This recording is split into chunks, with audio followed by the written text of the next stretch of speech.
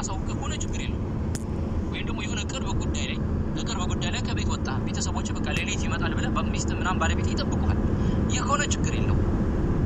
ግን አንተ እንደምትመጣ ሲያውቁ በድንገት ሌሊት ላይ መጥተህ ማንኳኳትህ ነው እዚህ ጋር የተከለከለው።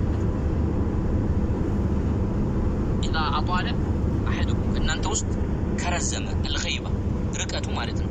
በማዕና ከቤተሰቦቹ ርቁ ለብዙ ጊዜ የቆየ ከሆነ ምን አለ ያኔ ምን ያድርግ? ድንገት ያኔ በሌሊት መጥቶ አያንኳኳ። በሌሊት ዝም ብሎ ድንገት መጥቶ እንዳይገባ። ምክንያቱም ይሄ ብዙ ነገር አለ። አንደኛ እሱ ስለሌለ ለብዙ ጊዜ ከቤት ስለራቀ ምን ልታረግ ትችላለች? ባለቤቱ በስነ ስርዓት ላትዘጋጅ ትችላለች። በማይፈልገው ሁኔታ ላይ ምንም ያኔ ንጽህናው ሳትጠብቅ በደንብ ሳትዘጋጅ ሊያገኛት ይችላል።